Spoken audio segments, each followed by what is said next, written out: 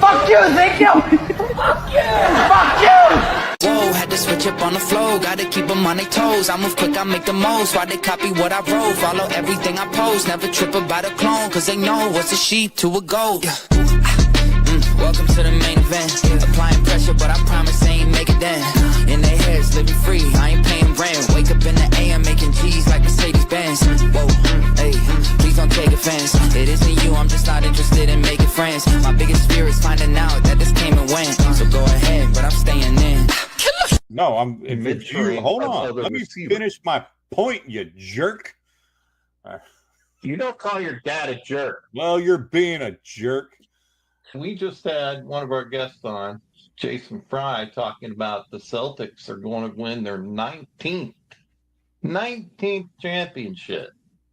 So what have you got to say about that? Who this Jason Fry character is, you know, he was talking about doing hard shit. Well, his prediction is bullshit. Okay. All right.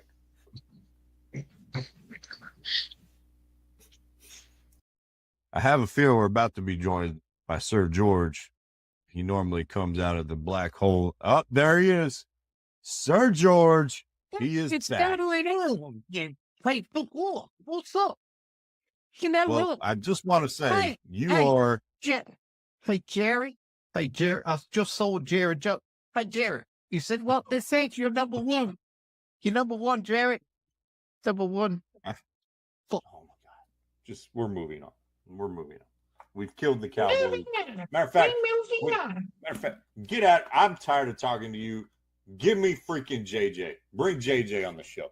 Holy crap. Let's hear his opinion about this damn trade and why they made this decision. I think you're trying to cover your own ass right now and just Best not admit country of you were ninth wrong. in the country. I think you're just trying to cover your ass right now. And don't. But you know what? I got a big ass, so That's a it lot would of take cover. a lot of cover. It'd take a blanket, damn it. More like a drape. Did you just pull a drape? Is that so I can open it up when I need to go? You know, Hey, you're getting too deep into this. Rivalries make sports great, but they Yes. got to be on the same level. And I'm sorry, Angel Reese ain't on the level of Caitlin Clark. Like, it's not Magic Bird. If you don't want to commit to it, take your ass and be a PE all-star. first off, you need to get your facts effing straight. How do you like me now? How do you like me now? What? You're the coach. Shut up, dude. All you haters, shut the hell up. Just shut the hell up. Whoa. I won 5 Super Bowls, damn it. How dare you call the Cowboys a shit team? Watch the Cowboys. It'll be fun, they said. Bloody fucking hell, it was no fun. It was like riding a train around one of the Kardashians' asses, and you just disappear into this abyss of ass. Somehow he talked about buttholes that made me hungry for a PBJ sandwich. It's 35-7, and it's only 7 because you just scored. Shut up. Are you telling me coaches like Coach Popovich does plays in spaghetti noodles? The thing about Coach Popovich is he actually liked to use popcorn with super glue. Popcorn with super glue? Yeah, he would put super glue little magnets on the bottom, and then he would arrange them on the board, and he would like color them different colors, and that would signify the opponents. And yeah, Are those the players? I don't want to give away any industry secrets on that particular thing, but yeah, I'm just gonna say you gotta. Yeah, I don't really know what I'm saying no more. And they're playing with sticks, and they're playing with a little puck all the time. Expert analysis right there. They play with puck. sticks and pucks. Trying to grow the game, man. Global game. These people, they don't give a damn. Oh, you didn't know? Your ass better call somebody!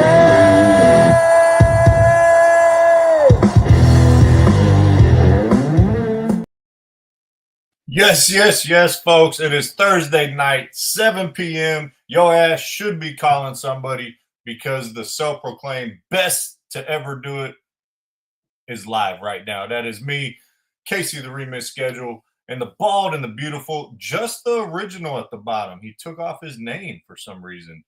I don't know what's up with that change. Oh, I need to fix that. I can do that while we're actually talking. But yes, howdy, everyone. Yes, I can officially say howdy. Exciting week in the family. Well, at least for me, I felt very supported. Last week, I walked at Texas A&M with my master's in sports management. So big time there. Set out with a goal a little year and a half ago to knock that out, and did that. So I joined the Aggie family, and very proud of you. Good Thank job. you. Thank Good you. job. Welcome to the Masters Club. And then Not the one, Masters Club, where we would both like to be, but the Masters. yeah, I would love to go. Education. Would love to play a little round of golf at the Masters. Yeah, so welcome everyone. We have a big show, 90 minutes tonight. And we got the Cowboys. What's going on there? More than just Micah. I might talk a little more than just Micah. I think we need to address some other things with the Dallas Cowboys. We got Ranger woes. All right, B. Boach is in the house tonight, and he is not happy from what I heard on his trip down to my house. When is he ever happy? He's never happy. Oh, he's always maybe. I guess when he's strangling a deer, maybe. I was about to say he seemed pretty happy making those raccoon slippers for his grandchildren. So yeah, that's just gross. And then of course we got the college football AP poll came out, so we're going to talk about that. See what in the world is going on with the old man's opinions on some teams as well as mine. And then we're going to wrap up preseason one. Did anyone stand out to us week one? And what do we want to see week two? All right, so stay around for that. And then we got making the most of your moment. This was supposed to be a new segment last week. If you watched last week, you probably realized the show ended abruptly. And it's because it was all your fault. It was all the old man's fault because he wanted to act like a child, and that pissed me off. But we're back this week. Obviously, neither of us quit. I will never quit. It says it on my shirt. But nah, it's all good love and fun and great theater. And then, of course, we didn't get to it last week, so we're going to get to it this week. Making the most of your moment. And also the whiskey of the week. And then we got our wrap up. So, all right, we're going to start with those amazing Dallas Cowboys. No, actually, we're going to start with a joke. Oh, you're right. I'm sorry. The joke wasn't on the script. You know, folks, we're trying to be a little more organized around these parts. Okay. Yeah, so, I got papers. But he is right. We always start with a failed attempt at comedy because he hasn't got me to laugh yet. He barely got our guest last week to laugh. I think Bradley smiled. But let's see. Hit the people with it. The millions and millions of fans watching want to see if you can make me laugh. Well, you know what? I had to go to the bank today, and I was standing there in line, and an old lady who was in front of me turned around. She looked at me, and she said, she basically asked me to check her balance. So I pushed her over. There you go. Wow. And she fell down. So she didn't have very good balance. To the millions and millions of fans out there watching us, please comment and tell us if he made you laugh. Because obviously that was terrible. Just remember, hi, I'm Cliff. Drop over sometime. All right. Well, let's get to these Dallas Cowboys, man. It's a never-ending soap opera, right? Still no Micah. Or I should say no signing of Micah. And Jerry Jones says there really hadn't been any talks. this is getting to the point where, I thought Micah wouldn't miss any games.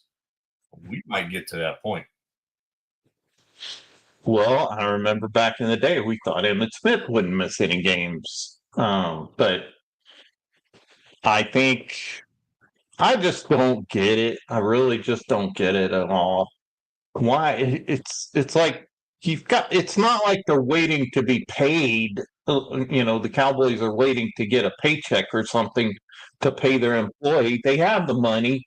Do the damn contract and get it over with. But on the backside of that, I think Jerry just loves the drama. They just came out with their new, I think it came out, their new Netflix series. Yeah, it was in LA for a premiere, and Michael Irvin was all like, I would like this guy right here a lot more if you just signed Micah. Yeah, it's ridiculous. But I think Jerry, whether it's shitty attention or it's great attention, he just likes the attention because it makes him relevant. Because if he just did his job, paid people, and let other people run the team, he wouldn't be relevant. And we already know that's the whole reason we lost Jimmy Johnson and all that stuff was because of Jimmy, stupid stupid ego. Yeah, He just wants attention. 100%. I tend to agree with you. I don't understand. I think every sports podcast, sports station, the big time television people, we've all talked about it ad nauseum at this point because it's been the biggest story in Dallas Cowboys training camp, which is sad. Of course, last year was Dak's contract, the whole training camp, and CD and so we know this is how he does business. We know it's stupid, and maybe Steven will change it after old Jerry Jones croaks, but who knows? Probably not. I wouldn't bet on that. But yeah.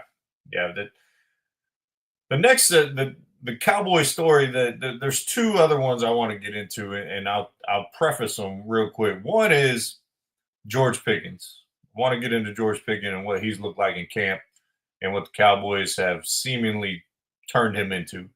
And the question I want for you folks at home to stew on, and I want the old man to stew on a little bit, what has been the bugaboo of the defense the last 3 or 4 years?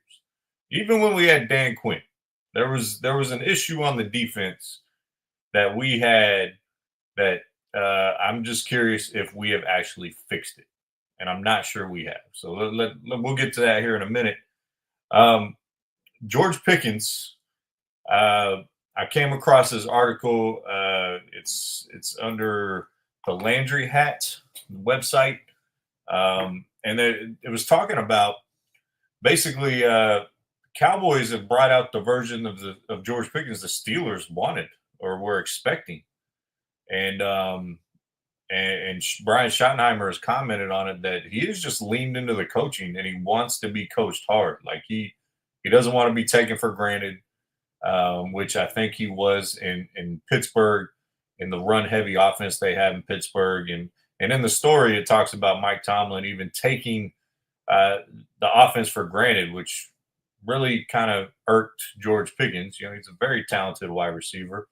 And he voiced his frustration, which got him a bad rap. So we all know the Cowboys running game is suspect right now. We don't know what it's going to look like. They don't have a number one in the true sense of it. They have a conglomerate of backs in the backfield.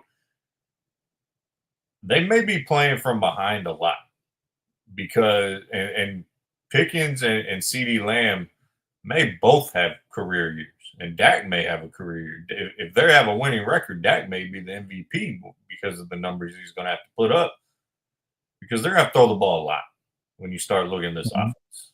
And so do you think they're going to get the best version of Pickens, based off of their system?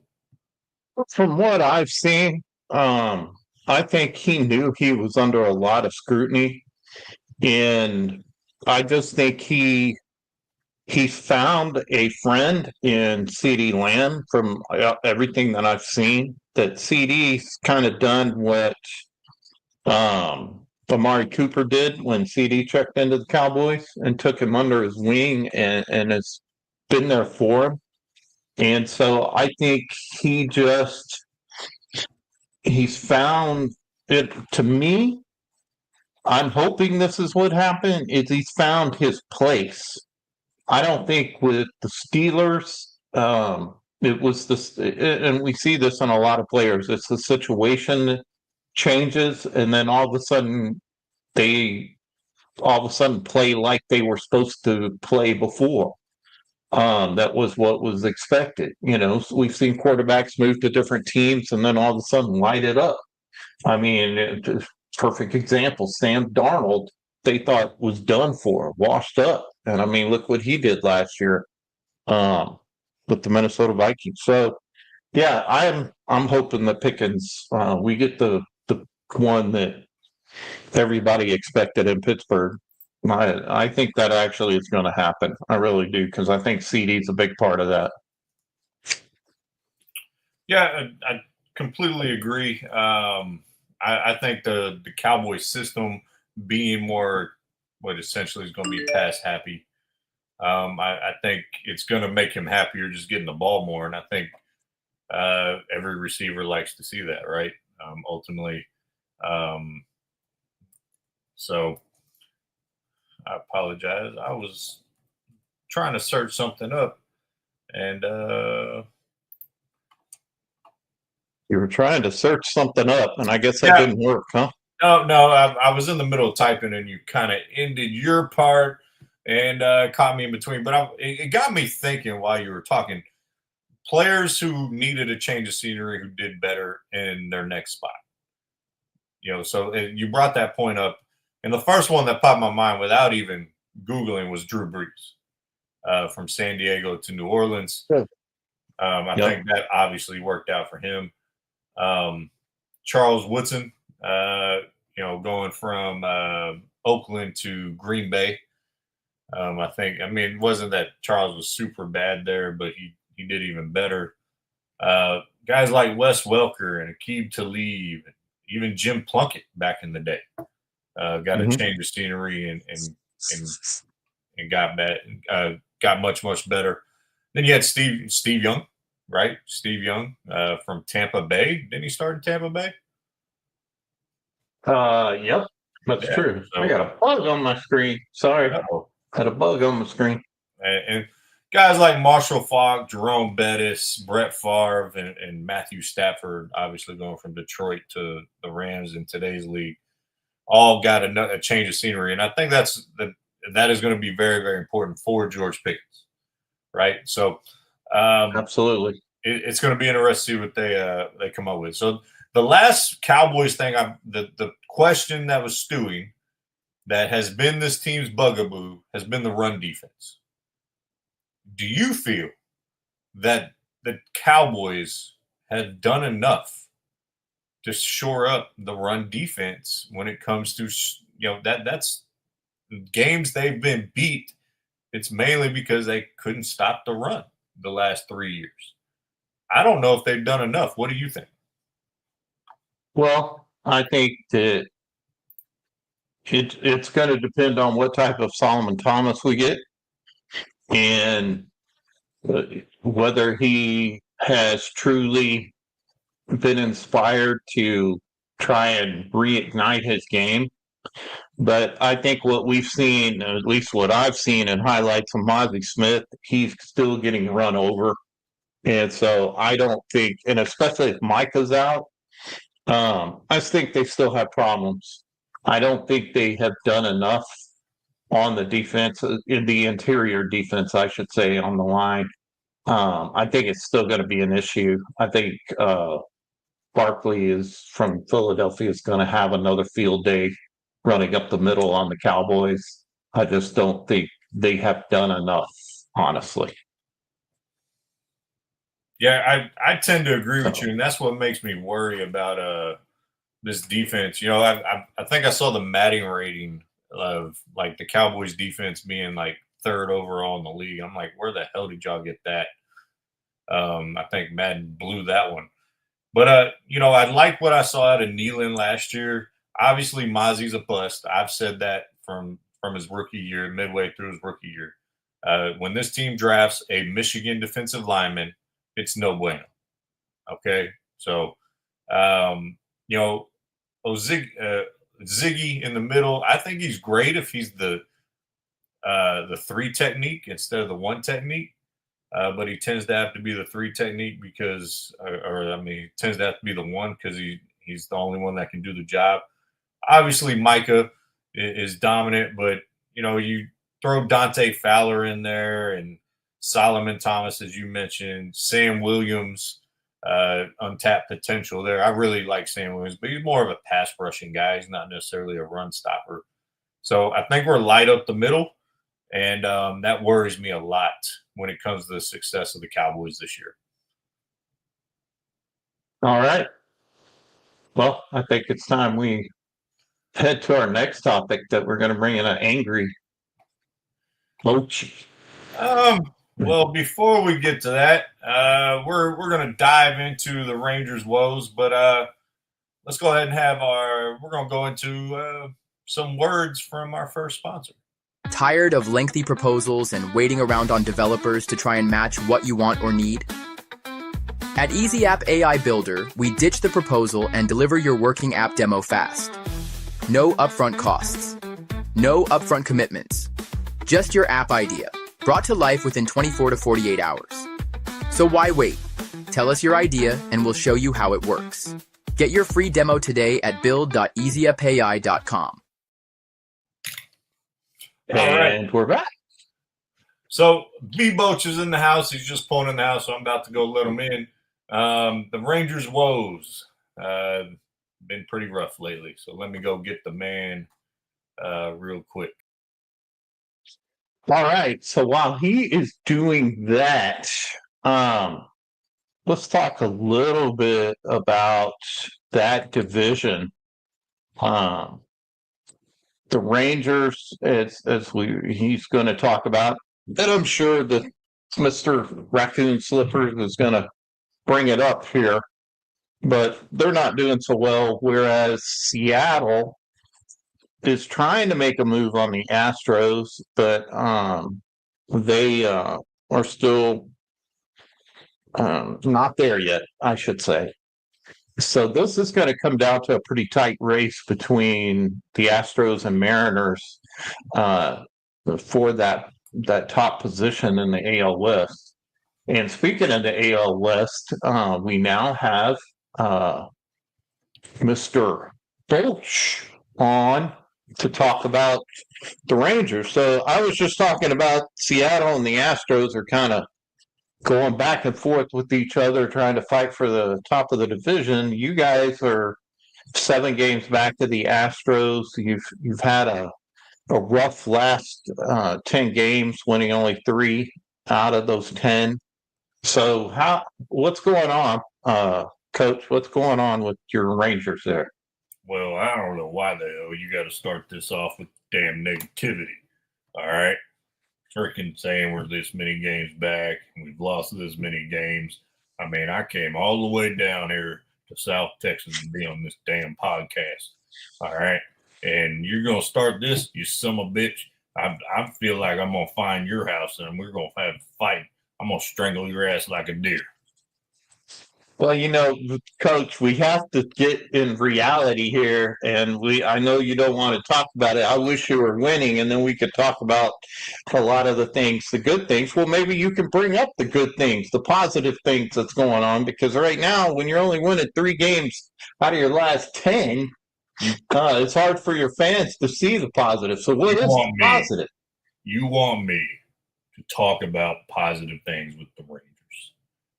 Well, there is no fucking positive things with the Rangers right now. Whoa. It's a family show, Coach.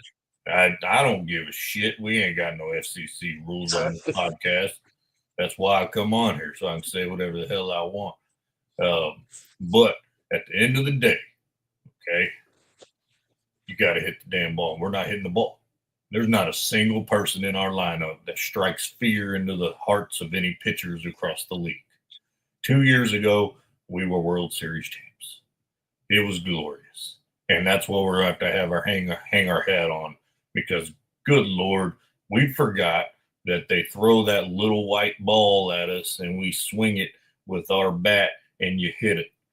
We're not doing that. We haven't done it all year. We're wasting a good year from DeGrom.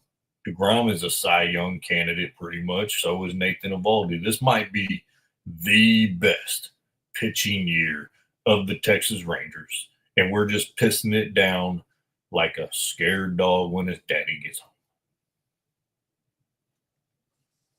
Well, that was a lot to cover there. But what do you think the problem's been? I mean, besides just not hitting the ball, because what I see is you do have a winning record at home, but it's away games. You guys are still seem to be struggling. You're well below 500 there. So what is it about the away games that maybe you're doing that's different this year than it was during that World Series team? What seems to be the difference? I don't know. I don't know if these guys aren't getting laid enough. I really don't know. I don't know. I fired our damn hitting coach at the beginning, in May.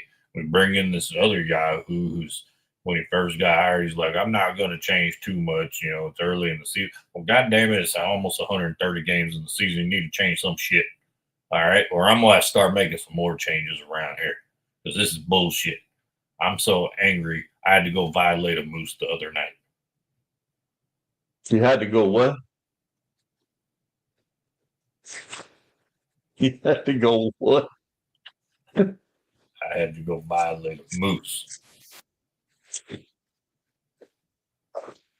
Oh, a what? A moose. That's what I call my wife. Moose. A moose.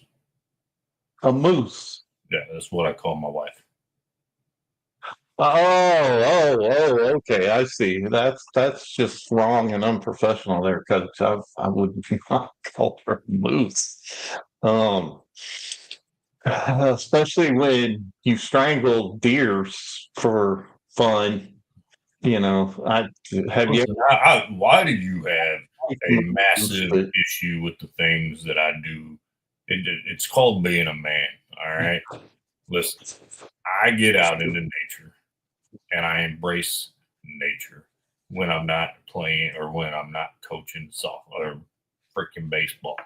All right. I wanted to call it softball because we're playing soft as wussies right now. All right. So I like to get out there and just be a man's man. Before breakfast, I changed the carburetor, and then I grilled a brisket before lunch, and then, did about 4,000 push-ups. You grilled the brisket? What type of, was it a beef brisket? Or The laws of physics do not exist on my charcoal grill. I was worried it was the moose brisket, not the wife, but a moose brisket. So But what is the weirdest thing that would be weird to regular people? What's the weirdest thing you've ever killed and ate?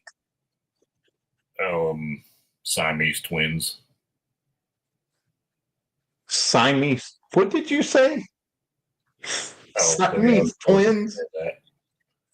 But my agent said I may need to get a lawyer after that comment. But yeah, at the end of the day, let's get back to baseball. Oh God, I just got what you were saying. That's not what I meant. What I meant was something a game animal that you killed and you fixed and you cooked. Oh man, that is just off the wall bad. I think you're gonna have to leave now, Coach. I think you're gonna have to leave. I agree. I think we're ready to move on. Yeah, but like I say every week or every time I'm on this show, baseball is a simple game. You throw the ball, you hit the ball, you catch the ball. if you don't do one of those three, you're going to get your ass kicked like we have all season. And I'll Well, leave all right. you with this piece of life advice, because you're a young whippersnapper compared to me, and your co-host is even younger and better looking. Well, all right then. Once in a while, I guess have good it's luck dangerous. catching the Mariners and the Astros Okay, well, coming up. if you're just going to interrupt me, I'm not going to give my life advice. Good. All right. Well, there he goes. So we are going to go to commercial while we wait for boats to leave and for Casey. Coaches, are you tired of paying hundreds of dollars for assessments that only work for one client or one session? What if you could create your own custom assessments tailored to your coaching style and your client's needs without breaking the bank? With EasyApp AI, you can. No coding required. You can build assessments that are specific to your coaching programs, track your client's progress, and gather the data you need to drive meaningful results, all for a fraction of what you'd normally spend on third-party tools. Have a book you have written and want to make an assessment to go with your book?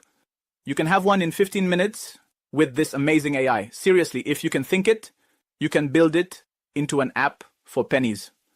Why pay for assessments when you can create your own? With EasyApp AI, the power to design, customize, and deploy assessments is right at your fingertips. Take control, save money, and elevate your coaching business with ease. Look, most people use AI to just write and really only scratch the surface of its power like it's some new toy. But if you get in the game and be proactive about your skills, you will have hundreds, if not thousands, of new ways to grow your business. You can even start building your first app for free. We have a free plan for you to start with. Ready to start? Visit easyappai.com and create your first assessment today. The future of coaching is here. You just have to want it more.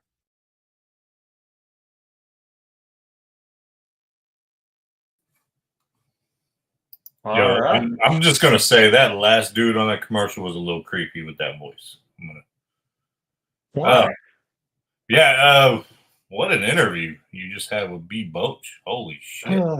Yeah, he kind of went. I think the stress I of was the talking season are about getting to him. eating food, and he went in a totally bad direction. We don't have to relive it, but I think the season of the stress of the season is getting to him.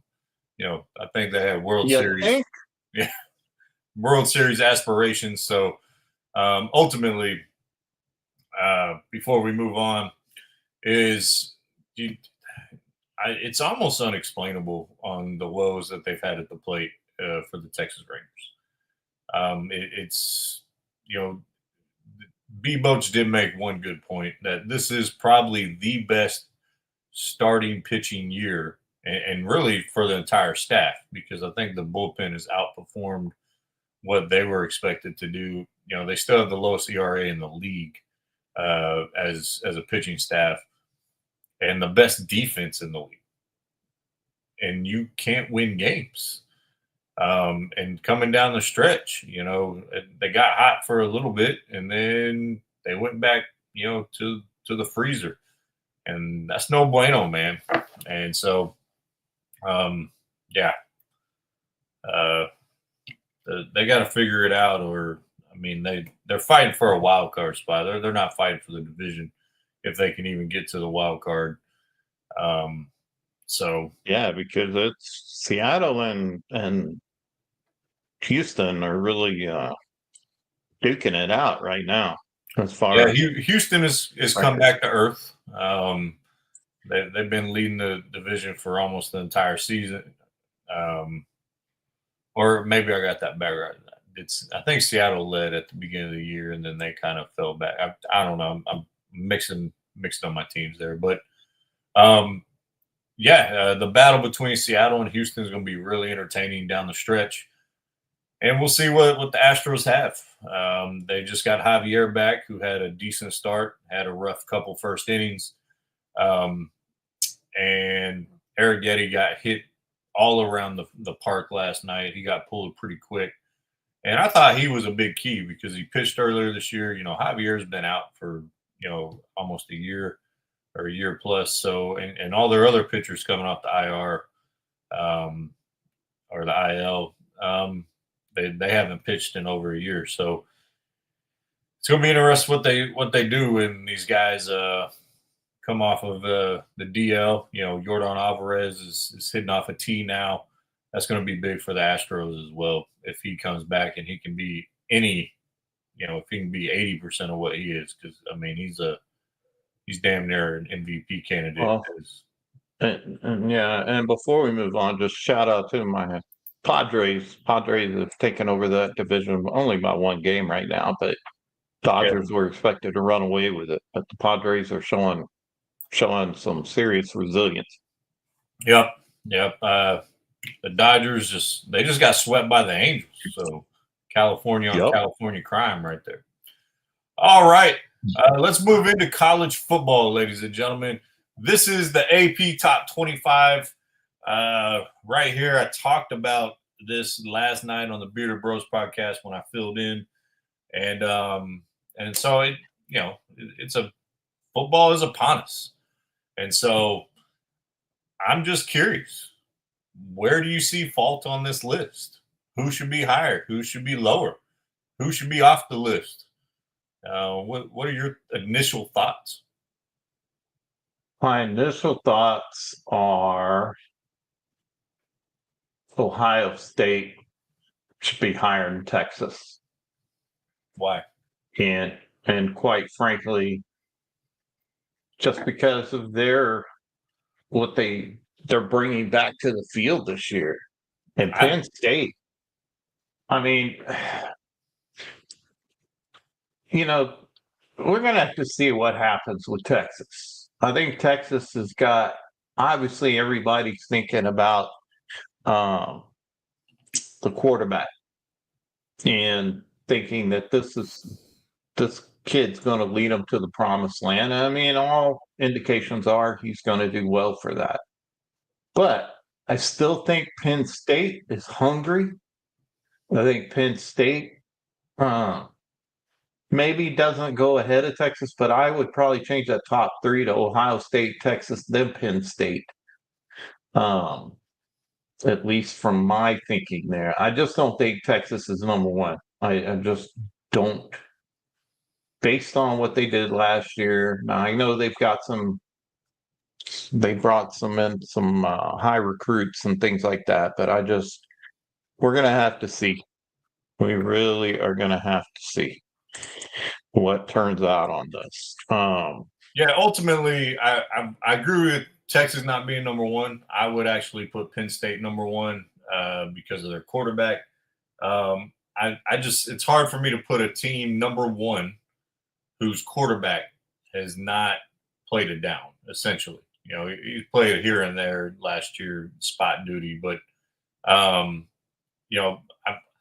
think Texas is better than Ohio State. We're going to find out week one, right? Ohio State, they lost a lot in that draft. They lost both their running backs. They lost their number one wide receiver. They lost, 2 years ago, they lost Marvin Harrison Jr. off of that crew as well. They've lost a lot of talent. I know Ohio State normally just reloads. I mean, that's why they're Ohio State. But I think they're solid at 3. I think Clemson is a little high. They lost 4 games last year. Now, I know there's been a lot of talk about their defensive line, like all 4 of them are going to be high NFL draft picks, and they think this is the best team since Trevor Lawrence has been there. I think Clemson – I honestly think Notre Dame should be number 4. Notre Dame should be what? Number 4. Yeah, I could see that. I could see that. But what's going to be interesting to me is Arizona State. Obviously last year they kind of came on the scene. Nobody really expected them to. Not a believer. I'm not a believer. I think Arizona State's overrated. Well, I think they lost a couple of players, obviously. So it's going to be interesting to see if they maintain any type of momentum. I mean, they lost the heart and soul of their team. They lost Scatterboot. Yeah, who's looked good in training camp, Actually, which I guess we're he's going to hurt talk now. about here in a little bit. He's hurt. So, but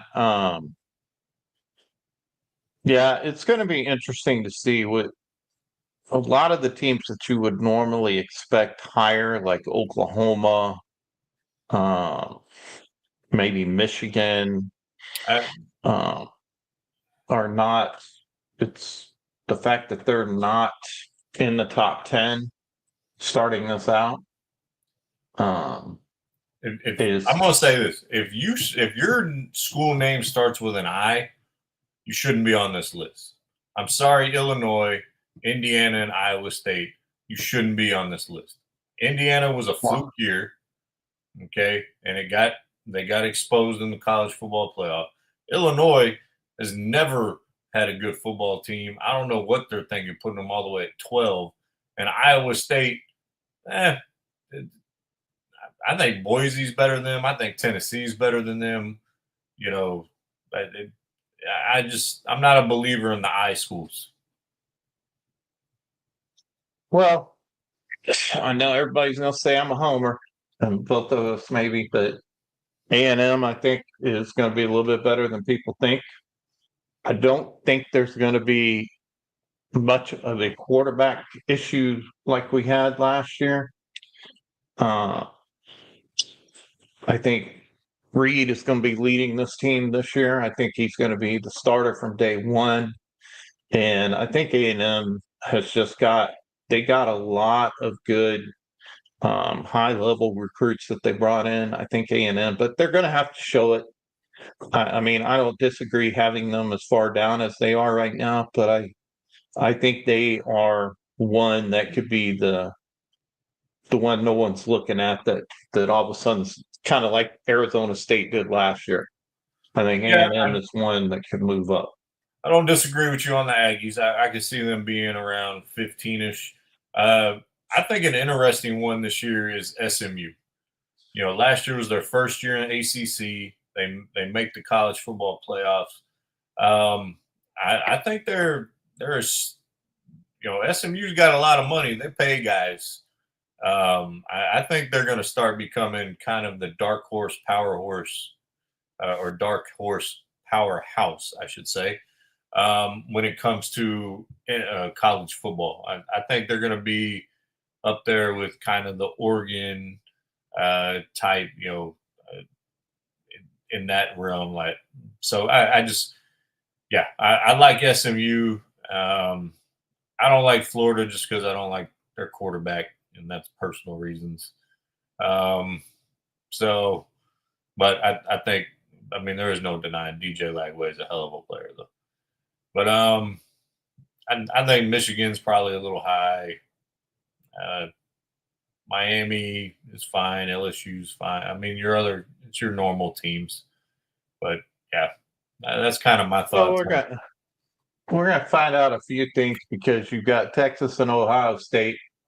Obviously, that on the 29th or on the 30th in the first weekend or second weekend if you count the other games. But you got Texas and Ohio State. And you also got Clemson and LSU playing each other. So you've got the number 1, number 3, and the number 9 versus the number 4. And so that could shake things up quite a bit starting out that way. And I mean, even Alabama, they got to take on Florida State. And even though Florida State is not ranked, that could be kind of a scary game for Alabama because I think Alabama is still kind of on the brink of trying to rediscover themselves. And so they've got quite a few big matchups happening in basically that first week where normally most teams don't open up to like that. Yeah, I mean, there's there's a lot of good matchups out there early in the season. Texas, Ohio State, and I think, don't they play Miami in game 2? Something of that nature? Who's that? Texas? I'm looking at the schedule here. Of course, I got to roll through it, so it may take a minute here. I'm not. Well, actually, let me go back. Let me go back here. Let me see. Texas. Let me see it there. Where's Dustin when you need him? He would have. Yeah, right.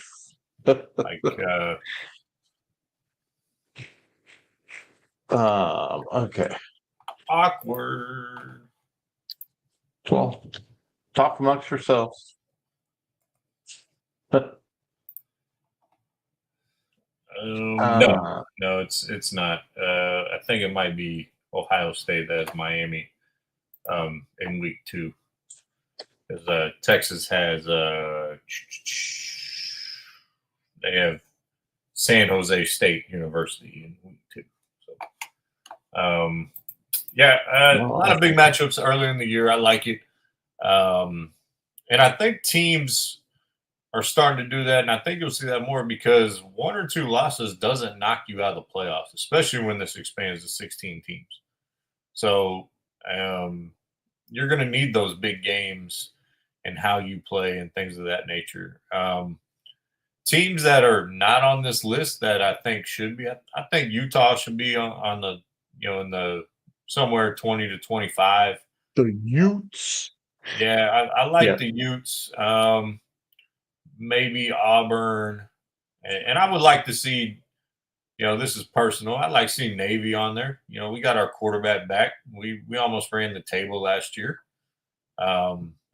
And wouldn't mind seeing Army on there as well. But so here's another issue why I have Texas at number 1 is because if you look at their schedule, which I hadn't looked at the whole thing till now, they play Ohio State, then they don't really play a tough opponent until October, because they have San Jose State, UTEP, Sam Houston, and then they play Florida, and then they play Oklahoma, and then they go through a series of some other SEC teams. You got play Georgia, Arkansas, and A&M.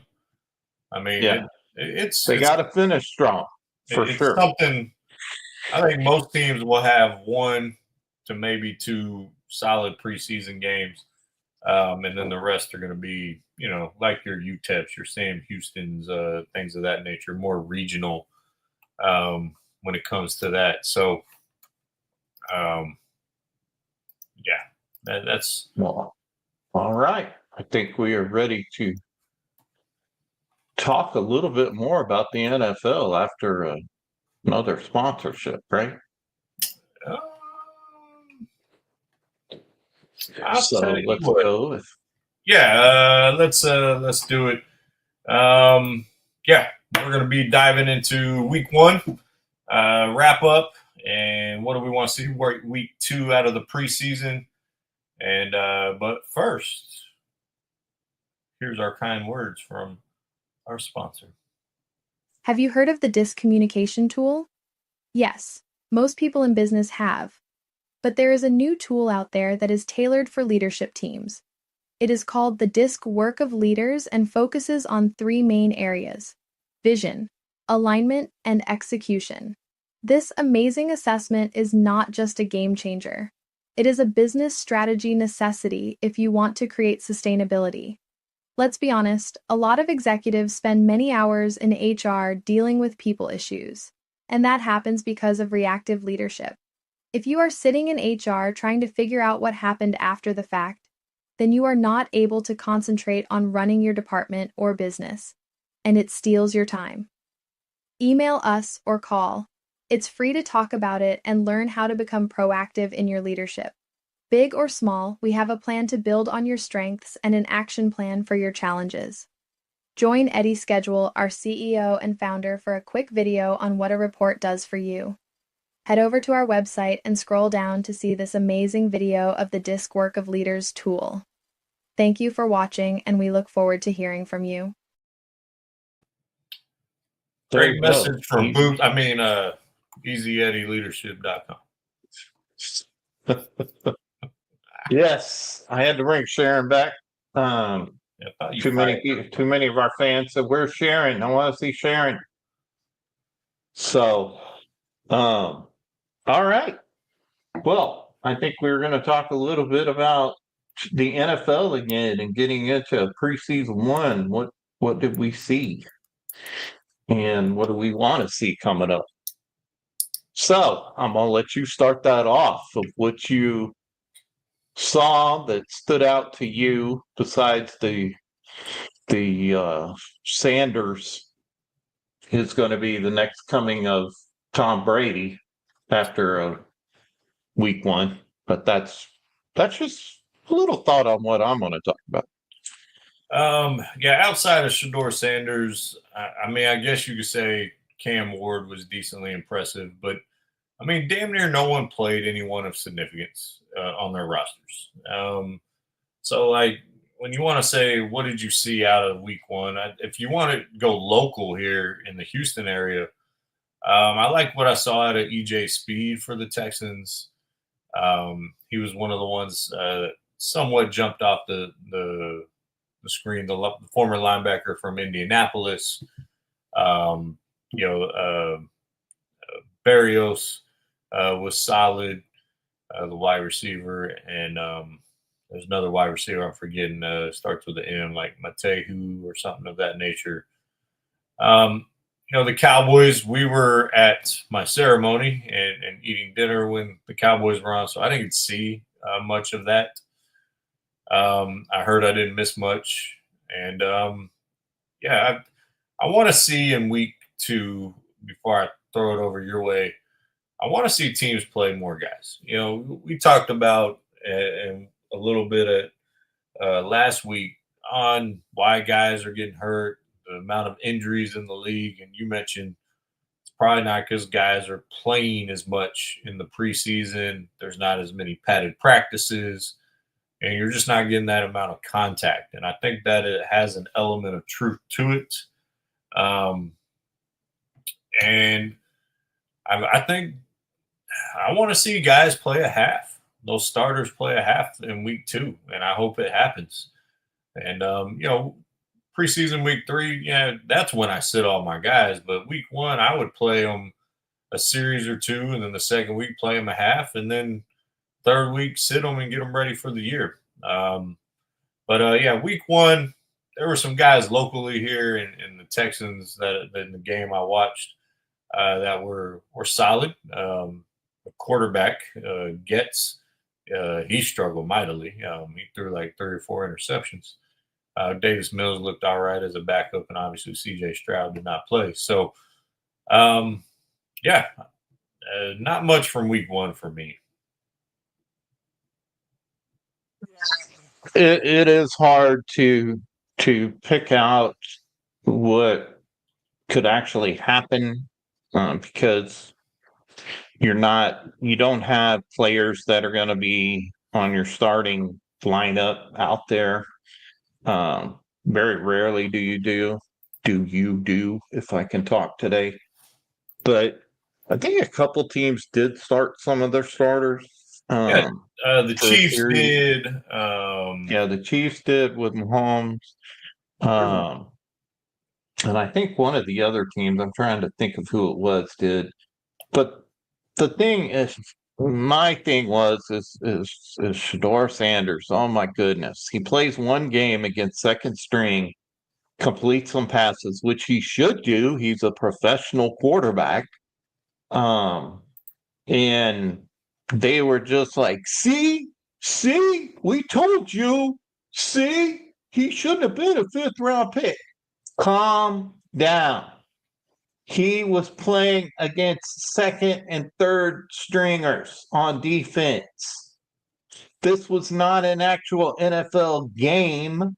It was a preseason game. And he better look good there. But even as I watched it, because I watched most of it, there were many times when he showed that he is not caught up to the game yet. To one time when he almost lost 20 yards, he almost got sacked for 20-yard loss till he finally realized, I need to throw this ball away. So, am I wishing him the best? Absolutely. But to your point about injuries, now he has an oblique issue, and he's unlikely to play in this preseason. Which is, I think, the worst thing for him. Not just an injury, but not playing this week, I think I think it hurts him more than it helps him per se sitting out. Well, we know the Browns' track record. They are not the greatest when it comes. You all right there? Trying to get Yeah, you my back hat up. was looking wonky. I was trying to. It looked like a weird dome. Anyways, go ahead. Yeah, but we know the Browns' track record on Yeah, they suck. quarterbacks. They don't do a great job when it comes to who to start, and it don't matter who the coach is. It really doesn't, because it's been over the years with different coaches, with different quarterbacks. So I'm going to tell you what I think is going to happen with the Browns is I think they are going to be so pushed to put Sanders out there, even though they didn't draft him till the 5th round, and they took a quarterback higher than him. I'm telling you right now, the Browns are going to mess this up somehow, and they're going to start this kid before he's ready. Because now that we got an oblique issue, he may play in one other preseason game, but then it's going to come down to, well, we don't want to get him hurt. We're going to wait and make him our week 1 starter.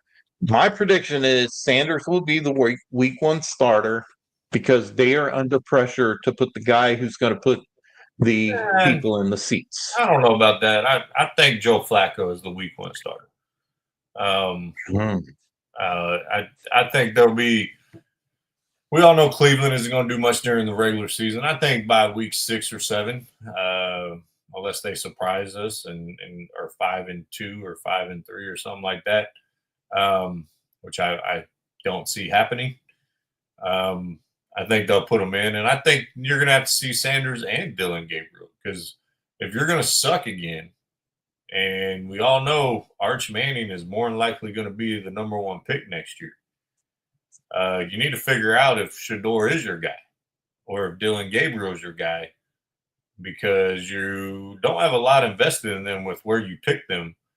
You can cut them and move on to Arch Manning pretty damn quickly. So, yeah, and I think Shador Sanders needs to get out there and play. And if he does decent, he'll get an opportunity somewhere else to be a starter. If he doesn't, he'll get probably an opportunity to be a backup somewhere. So,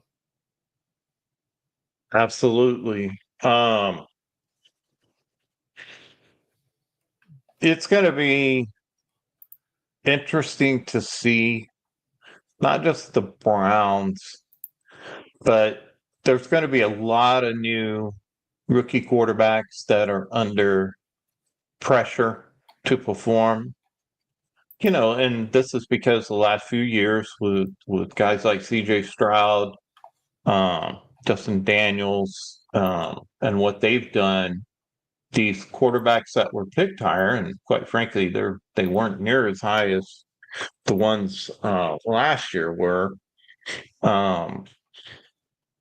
There's going to be pressure for them to perform early.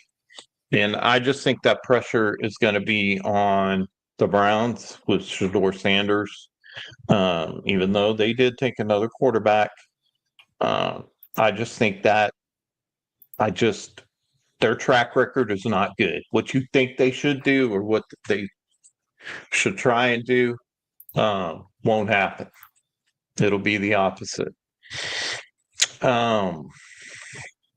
So yeah, it's really hard to have a lot to take away from week 1 and preseason. And as I talked about last week, I think they don't play these players because all the money that's invested, but I think it actually down the line it costs them more money in injuries to guys who just aren't football ready. And in the past, I remember injuries, in the 80s and 70s football teams that still had all that stuff, but I don't remember it being this bad ever. Yeah, it's an interesting dichotomy on the injury front, and I'll get back to that dichotomy. I wanted to talk about, you mentioned how bad the Browns are.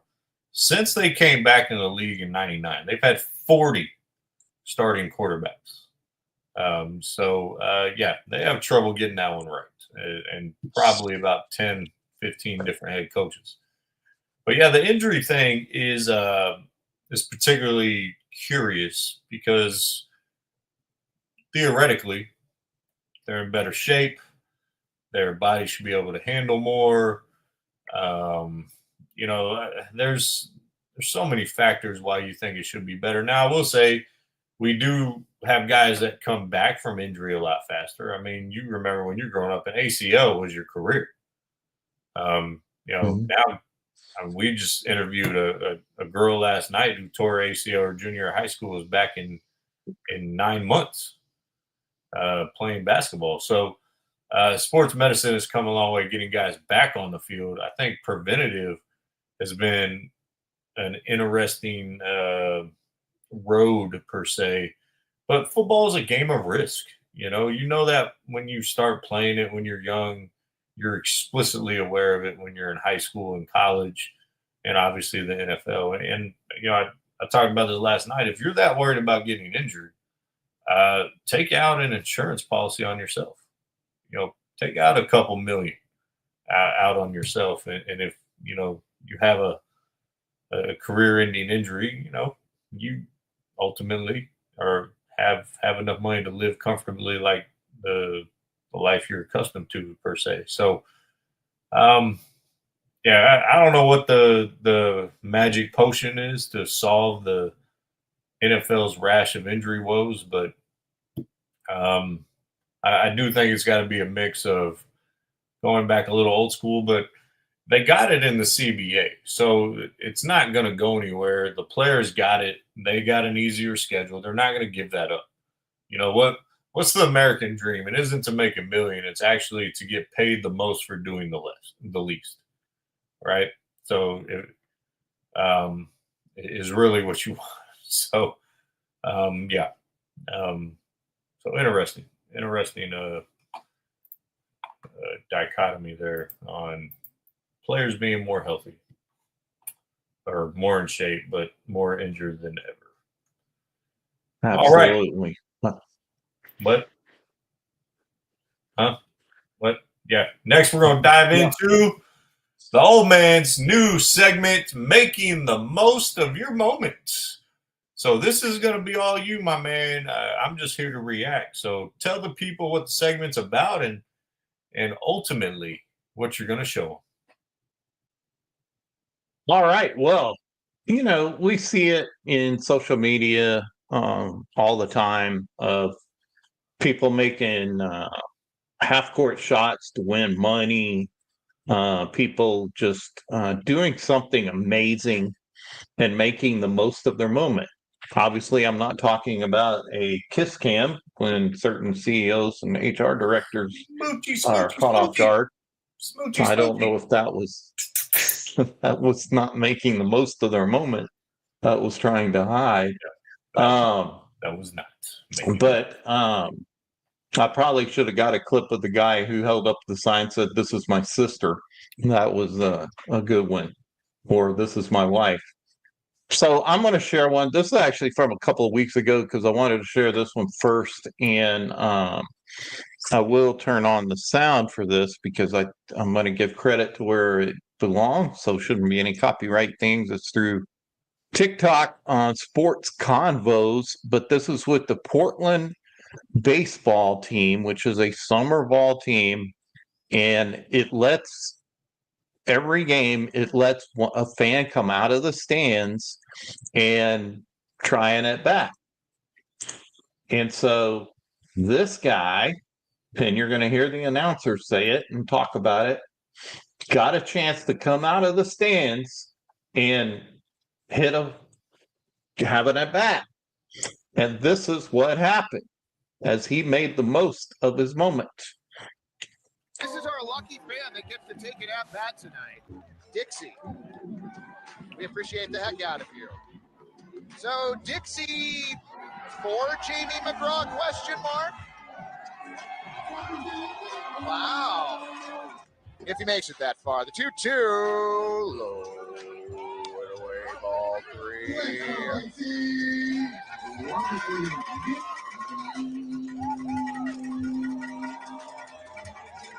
Payoff pitch. Boom! Left center. Back. It's out of here. Oh, God! Are you kidding me? Wait, their name is the Pickles? The Pickles. Wow. So how about that? Making the most of your moment. That's pretty sweet. Getting a chance to go on the field and take it to the house, or out of the house, I should say, since it was baseball, but hits a home run out of the stands. He buys a ticket, shows up, it's a minor league game to watch the Pickles.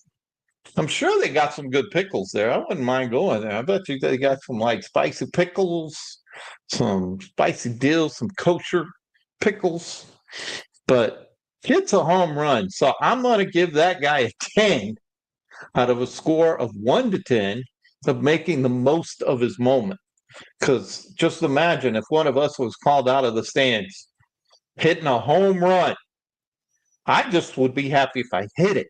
But he didn't just hit it. He hit it out the park. Yeah, I'm gonna give you some love, all right? Especially after last week, we ended tumultuously on the show. I will say the bald man above me did make the most of his moment at a Padres game on a foul ball. Okay, foul ball's coming at us. People are freaking out. I believe it actually goes over us, and it hits off a chair. The old man's holding his beer, and he knocks it down into his lap without spilling his beer. And poor Jessica, because Jessica was at this game with us. You have the ball, and you look at Jessica, and you look at me, and you give me the ball. Oh, man. I actually still have it was a Sophie's moment, because I figured right here. This the is the boy ball. would want that ball, because it was who hit that again? I don't remember. Someone on the San Francisco Giants, but yeah, I still have the ball. Yeah, man, those Padre games were a lot of fun. Yeah, at the old Qualcomm Stadium, they knew how to have a good time. There'll never be another closing entrance song like Trevor Hoffman had with Hell's Bells. That was the best ever and cannot ever, in my mind, be topped. Yeah, Trevor, that is that's top 3 closer entrances. That could be a segment we could do as well. But Edwin Diaz's trumpets for the Mets is pretty damn cool. And then, of course, Sandman Mariano Rivera. I mean, that is, to me, that's probably number 1. But Hoff, there was nothing like that. That was pretty sweet. But all right, let's dive into this week's whiskey of the week. It's an old classic. It's also an old bottle. It's been in my freezer for a while. It's damn near empty. Matter of fact, I just filled my cup up with it. But Maker's Mark is this week's. This was a liter bottle, so took a while. But Maker's Mark, it's an American classic. All right, Kentucky straight bourbon.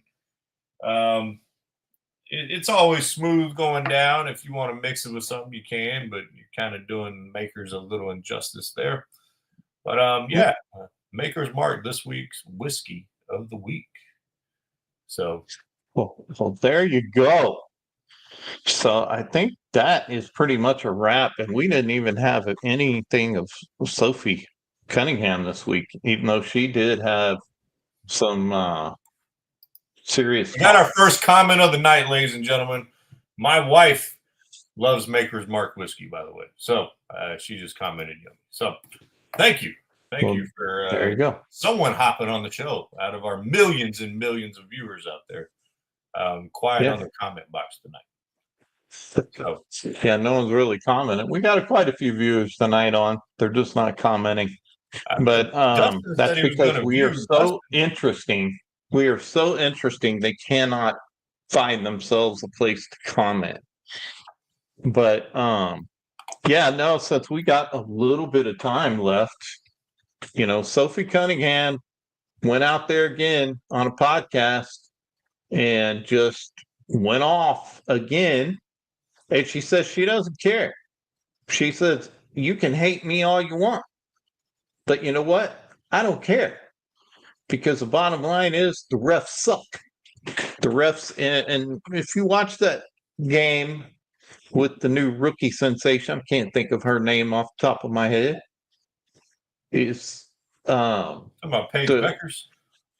Yeah, it was the calls were obvious. I mean, Sophie has her hands in the air and the rookie has literally pushed her almost down, and they call it against Sophie. So I'm just in awe of her persona and how big a star she has become so quickly. That's and what we're all in awe of. What's that? By the way, did you see Caitlin Clark call her and her teammate out by the pool? Yeah, I did not see that one. Sophie Cunningham was doing I don't know if it was like an Instagram live or TikTok live or something, but it was her and the other blonde teammate she has. I can't remember her name, but they're out by the pool and she was like, if any swimsuit companies want us to model or something of that nature. And Caitlin Clark's like, maybe y'all should work on your basketball game or something like that. It was pretty. It was just you could tell it was teammate banter. Like Caitlin Clark wasn't actually upset, but I thought that was pretty funny and pretty good. Yeah, I mean, Sophie Cunningham, she's a real one. Like she's just a real, a female that gets it. So since we got a little time, let me show this clip. You tell me what you think.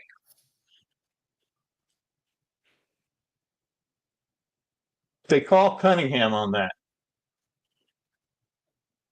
Yeah, that's a BS call. I mean, I would agree as a basketball coach. To my wife's question, no green items, no special self-pleasure devices recently.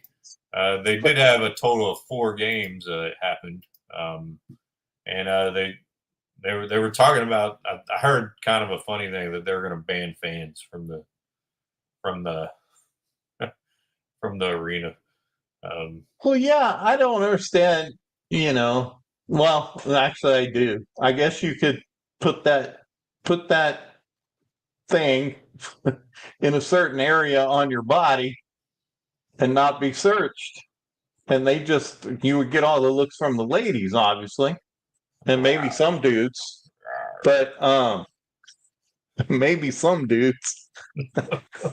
But you got to pull this thing out inconspicuously, especially if it's a big Shrek color, and throw it out on the court.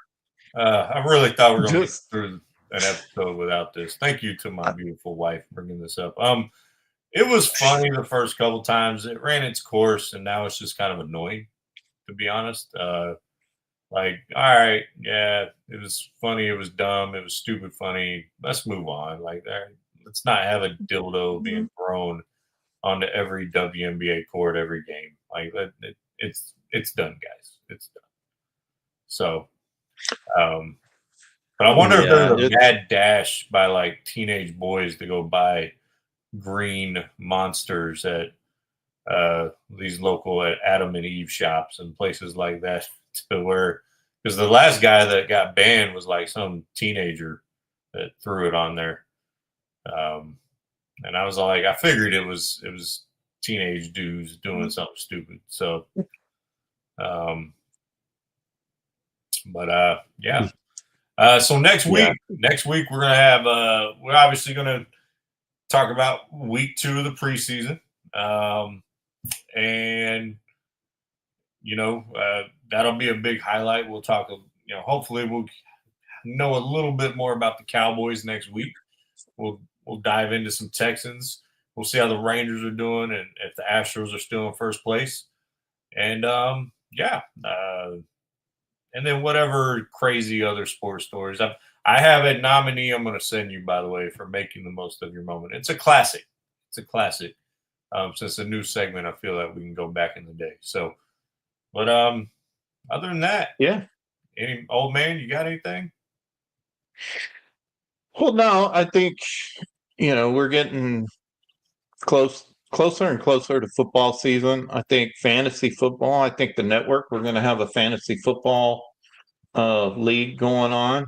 Yeah, I'm struggling with that because I'm unemployed and I don't know if I can risk $20 right now. Yeah, I signed up, but I suck at fantasy football most of the time because I pick players that I personally like instead of picking the players that are the best. Fantasy leagues love you. Yeah, pick all Cowboys. Yeah, that's kind of what I remember when Romo was playing. I would pick Romo. I would pick, DeMarcus Ware, or not DeMarcus Ware, but the Cowboys the defense. running back. Yeah, Marion Barber, Cowboys Jason defense, Witten, Des Bryant, yeah, Barber, all of them. So Barber, God rest his soul, died way too young. By the way, he never had 1,000 yards. Nope. But that dude had the greatest 10-yard run ever. And the one where he got 9. And that'll be another one. I'm going to save that one. That's another making the most of your moment. And maybe the Tony Romo Rams fumble. Well, that play was the play that made me a Romo sexual. I'll be honest. Yeah. I'll own it. I still think Tony Romo is the most talented quarterback that's ever put on a Cowboys jersey. Didn't say the best. I said most talented. But I would agree with that. And if the refs had got it right, because Des caught it. Des, if you're listening, you caught it. Fucking right. We would have got to the Super Bowl. And then Romo would have been looked at a totally different light. He'd probably still be playing today, quite frankly. But I don't know about that one. But well, all right. I think we are done for the evening. All right, ladies and gentlemen. The self-proclaimed greatest ever do it. We're signing off. All right. Have a good night. Thanks for joining us. We're out of here.